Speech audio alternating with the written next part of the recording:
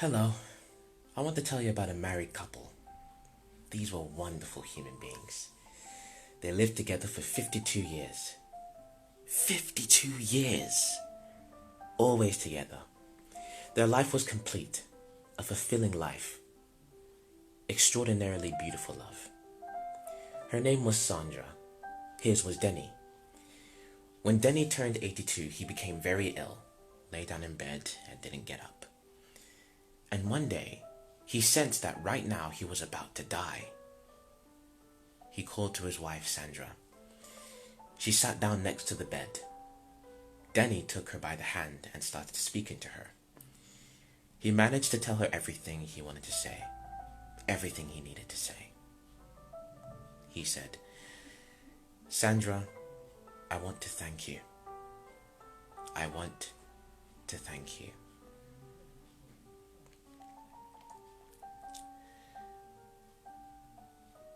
I am thankful to you for the life I have lived.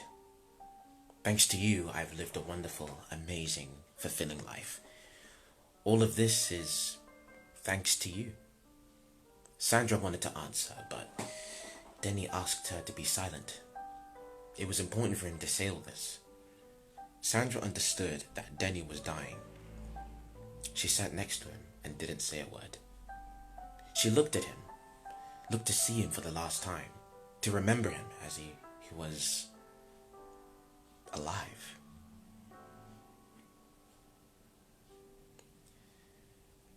I am thankful to you for teaching me about love. Because of you, I found out what love is, what the power of love is. That love is not a word. It is not romance, but work. Love is work. It is accepting responsibility. Sandra, thanks to you, I know what it is to be responsible. That's the most important thing there is. To be responsible for something. And to be thankful. To be thankful and to be responsible. There is the whole formula for life. Responsibility and thankfulness. Thank you, Sandra. Thank you for your love.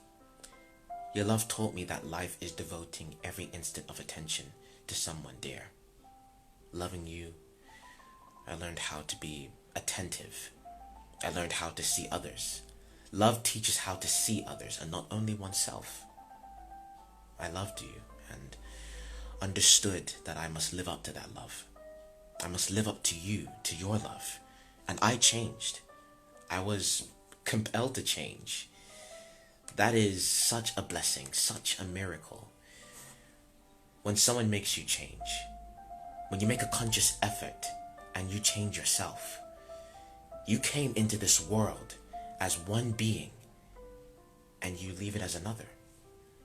That means you really lived, truly lived. And the one thing that can teach us to live that way is love.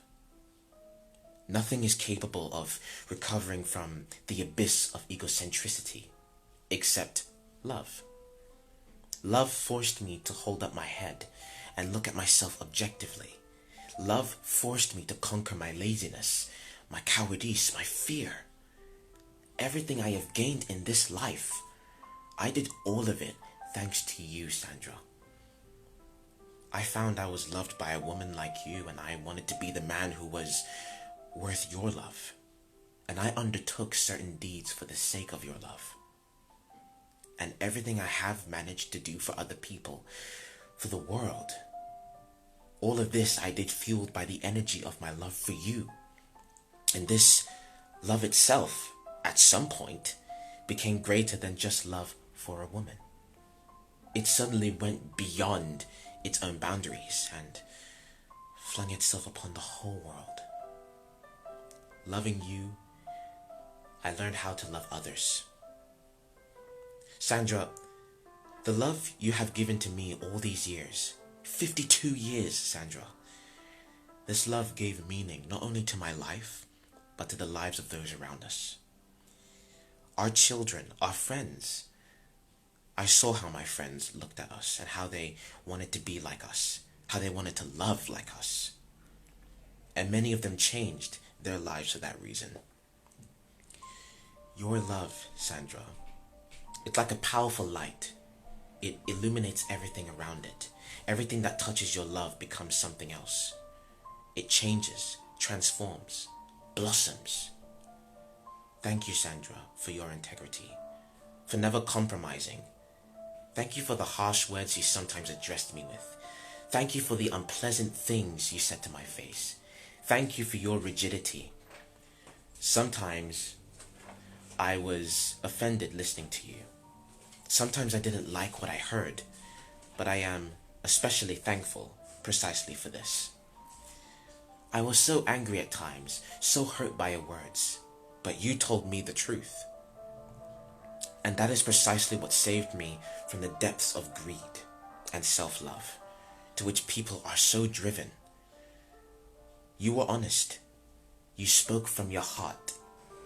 And thanks to that fact, I was able to avoid countless misfortunes. Sandra, all our lives you have saved me from trouble. You were my true guide and teacher. I am so thankful to you for the life you have given me, for our beautiful children raised by you. It is thanks to you they are such sensitive, kind people. And most of all, Sandra, most of all, I want to thank you for telling me about love, for teaching me how to love, for explaining to me what love is. At our very first meeting, you said to me, remember. You said that true love can only be mutual love. That true love is when two people love each other. And if only one person loves, there's no love to begin with. I remember these words my whole life. And in every second of my life, I remembered that love is two. And that means I am responsible for your love. This empowered me to escape many temptations. It empowered me to never cheat on you with other women. Of course, it's no secret that men look at other women, and I am no exception. But when I was on the verge of cheating on you, I suddenly remembered your words. That love is mutual, love is reciprocity, and that I understood that my actions would betray not only my love, but yours as well. I made a conscious effort and avoided being unfaithful. I am so happy that we have lived these 52 years together and never once been unfaithful, and that we have nothing to hide from each other, and that I am dying in such a lovely way, such a beautiful death. Thank you for letting me die this way. It is such a joy at the end of life to be able to pronounce the words I've pronounced.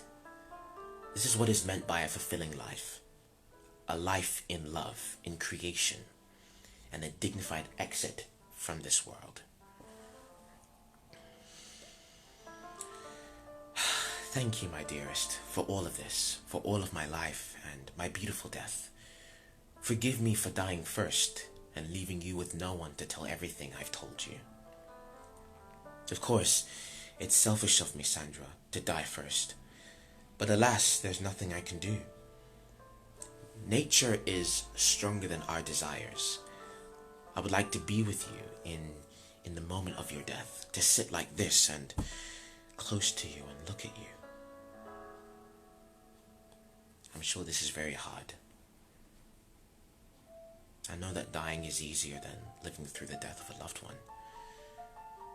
I'm sorry that you should go through this with me, of all people. But when you die, Sandra, remember these words of mine before your own death. And I know that I will be doubtless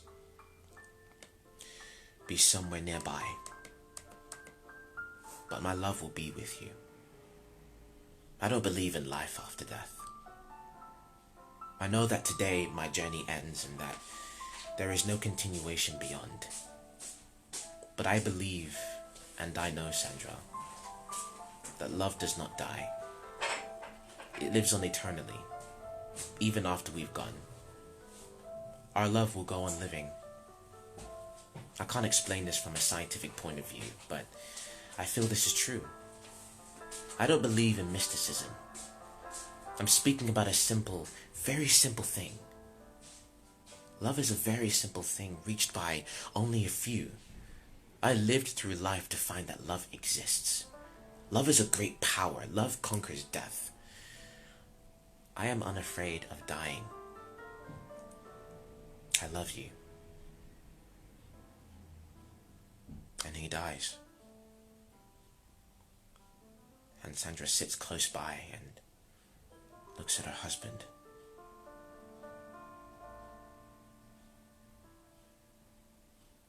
And now he's gone.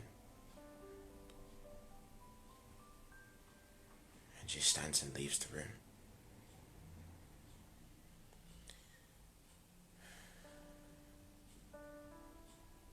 And after the death of her husband, Sandra lived only 1 more year and then became ill, lay down in bed, and also felt one day that she was about to die. So then she asked her husband's friend to come visit her. His name was Albert. Albert and Denny. They were best friends. They had been best friends since school days. They were inseparable all their lives. Albert was best man at Denny and Sandra's wedding. And when Albert entered the room, Sandra sensed more strongly than she had felt that whole previous year that Denny was gone. She said, "Sit down, Albert. I want to tell you a few words before I die today. And I'm going to die today. I know this. And thank goodness it's so." Albert wanted to answer, but Sandra asked him to be silent. It was very important for her to say all this. "We've known each other, Albert, for over 50 years already. Isn't that right? You are my husband's friend. You were the best man at our wedding. And you know, I want to tell you that the very day when I first saw you was the day I met Denny. I came to meet Denny. And there you were. And you see, from that very minute and to this very day, all these years, these 53 years and 4 months, all this time I have loved only you, Albert. As soon as I saw you then, next to Denny, I knew right away that here was the man I was going to live forever. But you are married, and I saw that you loved your wife. And so I married Denny, and lived with him all these years, and you were always close by, and always. Every second of my life I loved you and love you now, and only here as I die, I wish to tell you about this. But that's not all, Albert. I want to thank you for the joy that I've experienced, having been granted this rare opportunity to love. Thanks to my love for you, I have learned what it means to wish for nothing for yourself, and only to give. My love for you taught me that giving is much more important than demanding something for yourself. I learned that loving is giving, that true love makes no demands, holds no claims. All these years, some 50 some odd years, I watched you and my heart was filled with this light and beautiful feeling. Of course, I suffered from not being able to be close to you. I always wanted to be with you. I wanted intimacy. I thought about this. I thought about it almost constantly. But in thinking about you, I was in fact with you. I was with my love for you. And this love, my love for you was felt by other people. My love for you was felt by everyone around me. My husband Denny felt this love. I never deceived him because within me was love. And a part of this love I gave to him. I gave him part of my love for you. I was very honest with him because I loved not him. It's true. But within me was love, and he took that love and was happy. When I was young, I suffered terribly because I was sure that true love could only be mutual love. But then I realized that love has no rules. or formulas. I realized that love is just love. It exists, however, and with whomever it wants. Love is this force that exceeds all boundaries and destroys all barriers. I loved you with no hope for requital. And from this, my love became even stronger.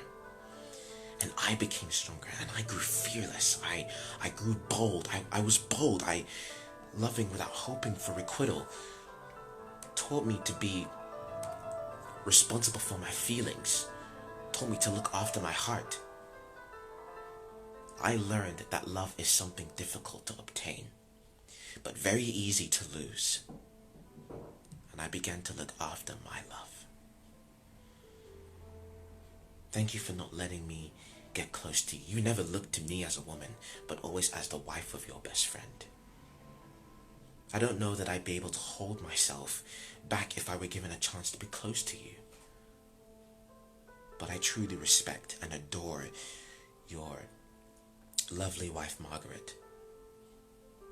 She is an extraordinary, exquisite woman, and you love her, and that is beautiful. And I am happy that the man I love more than life itself is capable of love. I know that you are capable of love, and that is so beautiful.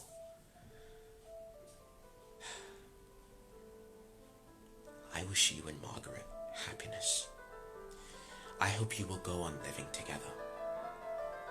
Thank you for meeting me on my life's journey, for being here, for existing, for the possibility of living in love, for the opportunity to learn that love is when you only give and demand nothing in return. Thank you for coming, for hearing me out, for letting me leave this life in such a beautiful and perfect way. I am happy to have a death like this.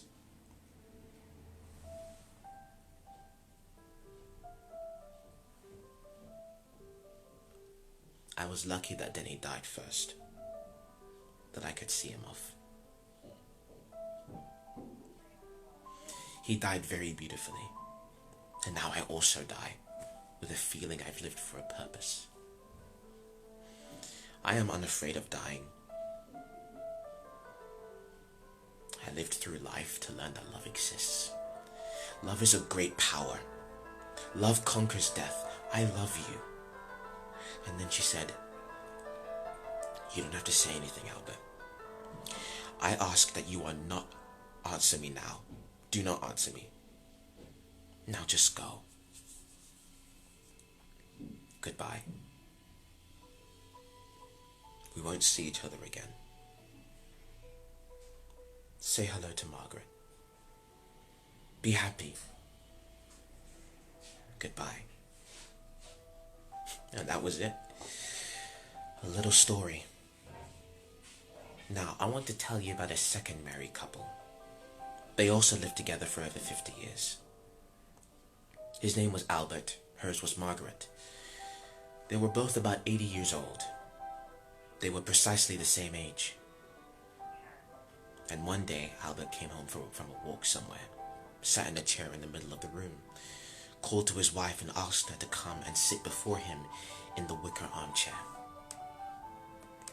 He said, I want to talk to you, Margaret, about something important. You and I haven't talked about what's important for a long time, have we? You and I, as far as I know, have never talked about what's important, answered Margaret. She was a woman with a very fine sense of humor.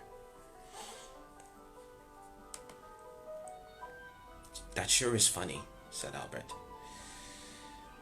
Then he went on. Margaret, I want to tell you that it turns out I've fallen in love with another woman.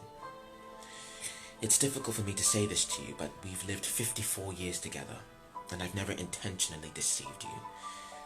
I respect you very much. You are the mother of my children, and the grandmother of your grandchildren. Margaret chimed in. Like I said, she was a woman with a fine sense of humor. Yes, that's quite funny, responded Albert, and then continued. So I must tell you the very unpleasant truth. Margaret, for the first time in my life, I've learned what love is. What true love is. The love described in literature. The love that everyone dreams about when they're young, and that nobody finds, and that everyone settles with whatever's on hand. We don't find true love, and we decide that it doesn't exist.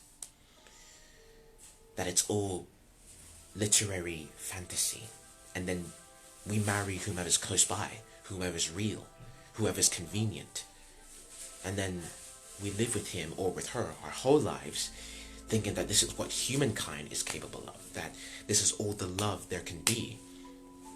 But in fact, love is something else entirely. Love isn't like this. This isn't love. Love is something completely different. Love exists, Margaret. It's just you and I weren't destined to experience it together. And we lived together 54 years thinking that what we feel for each other is love. But that wasn't it. What we felt wasn't love. Love is entirely different. It has a different smell, different vibrations, different taste, a different color. I came to realize this just today, Margaret. I came to know that this is only at the end of life. But I'm happy that at least now, even at the end of my life, it's finally happened to me. I am happy. But I'm also terribly sorry for you, Margaret. I don't want to seem ungrateful. You gave me the best years of my life. I mean, let's be honest. You gave me my whole life, and I'm measurably thankful to you. I cherish that fact. You are the closest person to me. You always have been and always will be. But I never loved you, Margaret. And you never loved me. And I only just realized this too. And believe me, we never loved each other. And with the love that everyone dreams about in youth, and that almost never actually happens with anybody. But you see, it happened to me. I'm happy, Margaret. I have loved for the first time in my life, but I love another woman.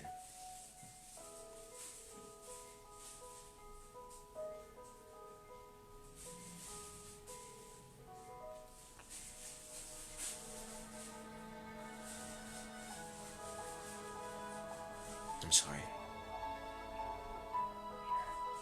And having said all this, Albert fell silent.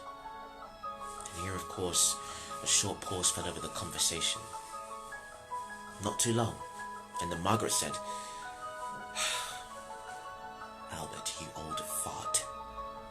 At first she said just that, because she was a woman with a fine sense of humor. Yes, she was a woman with a fine sense of humor. I like a woman with a fine sense of humor. And this despite the fact that she had cancer. When she turned 60, Margaret was diagnosed with breast cancer. She underwent surgery and had one breast removed. And okay, just joking, she didn't have cancer. And her breast was just fine, in fact. She was almost never sick at all with anything. She was a very healthy woman with a fine sense of humor. Duh.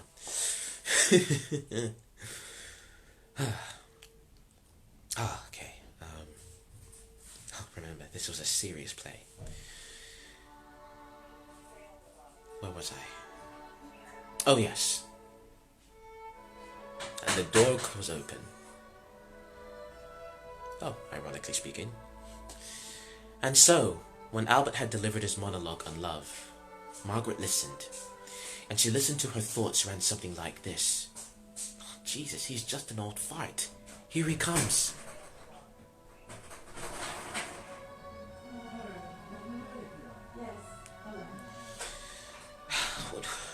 Why should I say anything? Who knows what he's talking about? He just wants to make me angry, that's all. Why should I pretend to react to all his nonsense about love? We're both practically dead already. Why should we go on discussing all this, getting our knickers in a twist? It's a bit too late for that already. I better just keep quiet and not give this old fool any occasion to fancy himself a young lover. That's what she thought. But in truth, for some reason, Albert's big elaborate speech on love somehow had an effect on Margaret. And although she was an intelligent woman with a fine sense of humor, nonetheless at this particular moment, intelligence and humor failed her. And though she had decided she wasn't going to answer this old fool, immediately after thinking that she wouldn't answer, she just went along and answered. My name is Troy Wilson. Illusions by Ivan Virapaev.